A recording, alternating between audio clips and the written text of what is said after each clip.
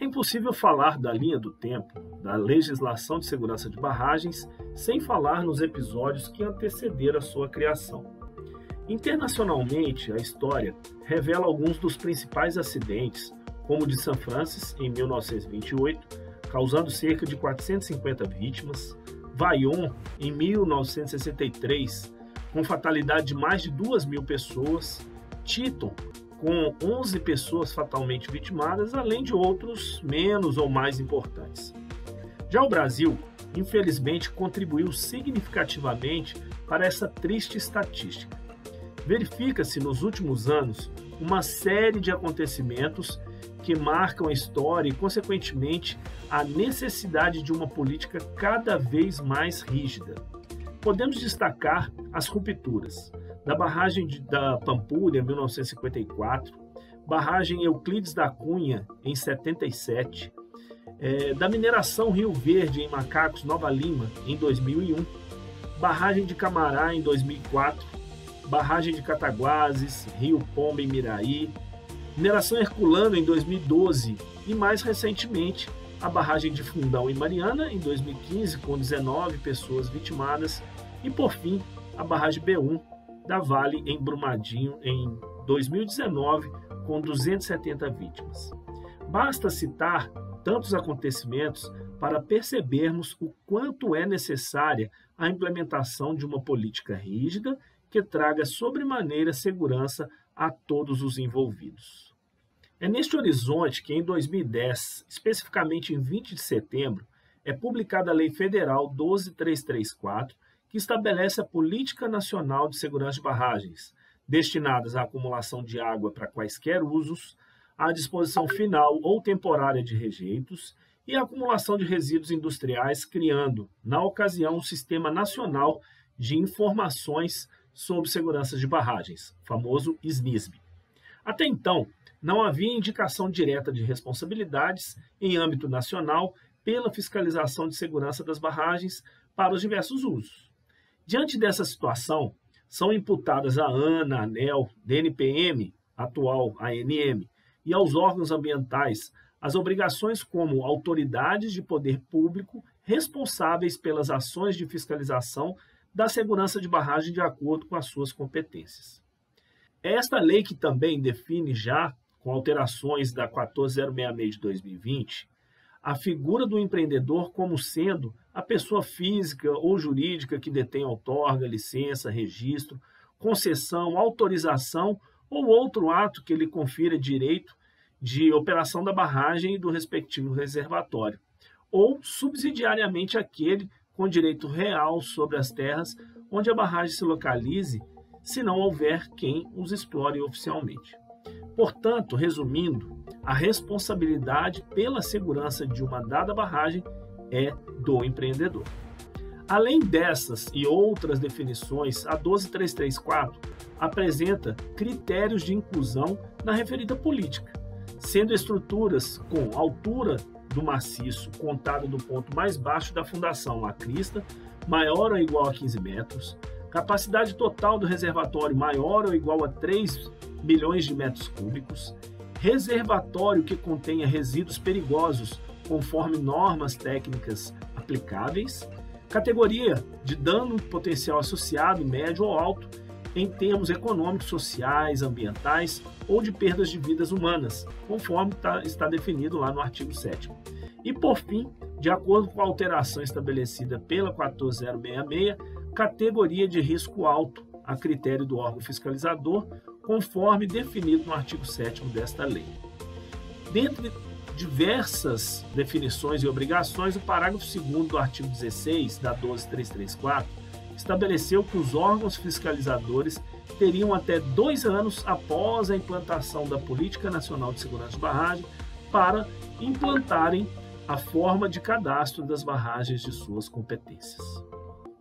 E é atendendo a esta obrigação que o DNPM, à época, estabeleceu em 2012 a Portaria 416, que cria o Cadastro Nacional de Barragens de Mineração e dispõe sobre o plano de segurança, revisão periódica e inspeções regulares e especiais para barragens de mineração.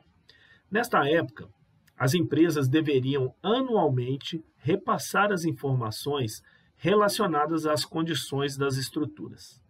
Tais informações eram repassadas via RAWEB, famoso relatório anual de lavra, que representam uma obrigação anual de todo detentor de título autorizativo de lavra, independente da sua situação operacional. Tendo em vista que as informações lançadas neste RAW tratavam-se do ano anterior, o gerenciamento das informações não era efetivo, não sendo possível a fiscalização governamental agir de pronto quando do recebimento de uma dada anomalia. Objetivando estabelecer uma percepção real do risco, o qual é definido como a probabilidade de ocorrência de um sinistro versus as suas consequências, o DNPM em 2013 traz à tona a Portaria 526, a qual estabelece a periodicidade de atualização e revisão, a qualificação do responsável técnico, o conteúdo mínimo e o nível de detalhamento do plano de ação de emergência das barragens de mineração, o conhecido PAI-BM. Tanto a 416 quanto a 526 foram revogadas e substituídas por uma única normativa que se encontra em vigor, a Portaria 70389/2017, que falaremos no momento oportuno. Essas duas portarias foram os primeiros marcos normativos que impulsionaram as empresas a terem um olhar específico para as barragens de mineração.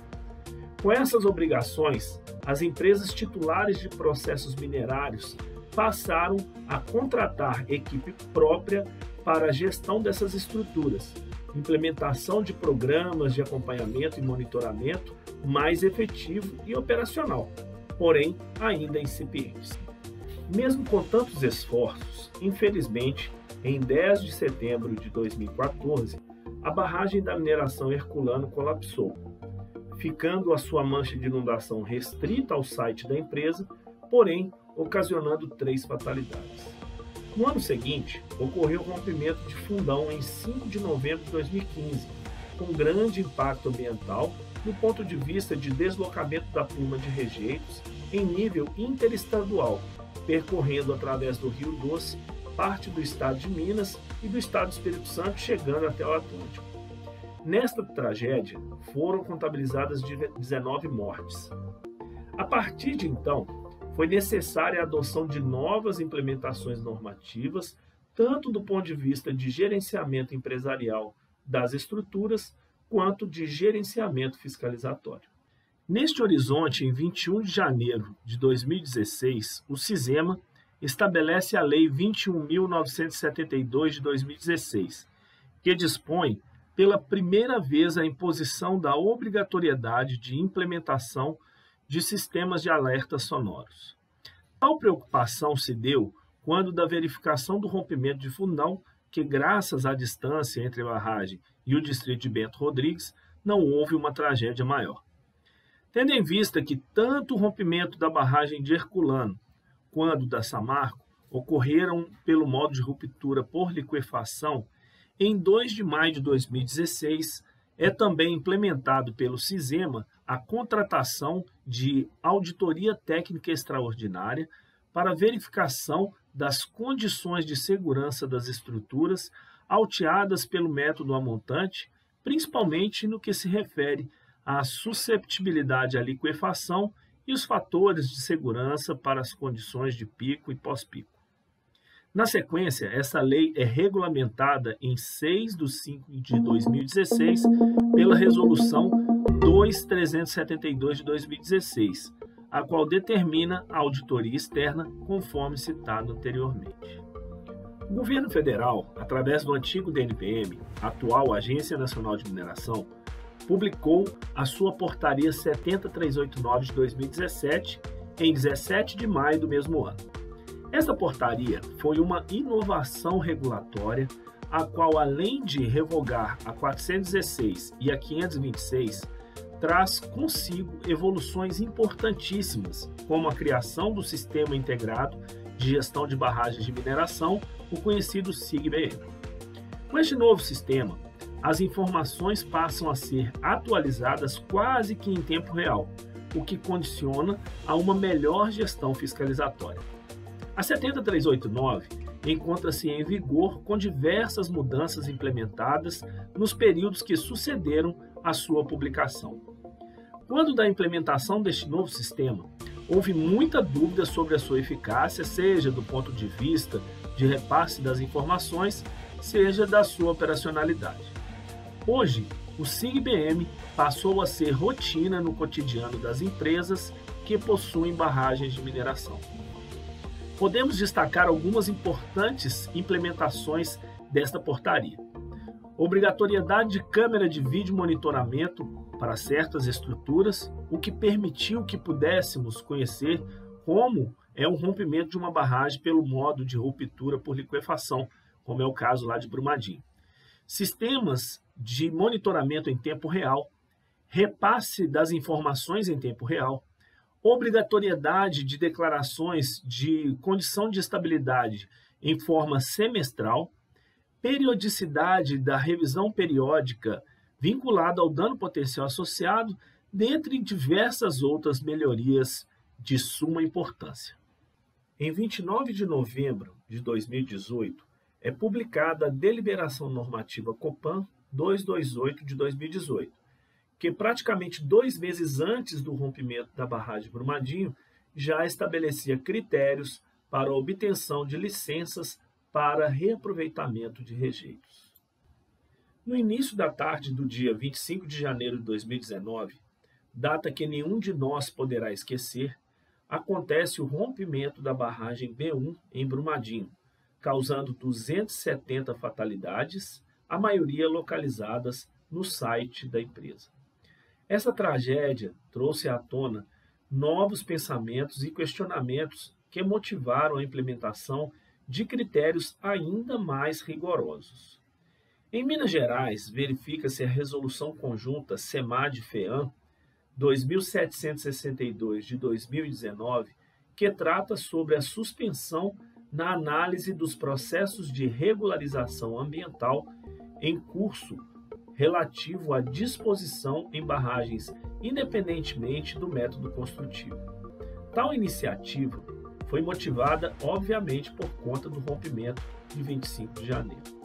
No dia 15 de fevereiro do mesmo ano, 2019, a ANM publica a Resolução 4, que a posteriori é substituída pela Resolução 13, que foi publicada após diversas discussões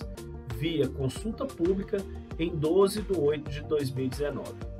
Esta resolução estabelece medidas regulatórias objetivando assegurar a estabilidade de barragens de mineração, obrigando a descaracterização daquelas construídas ou alteadas pelo método denominado amontante,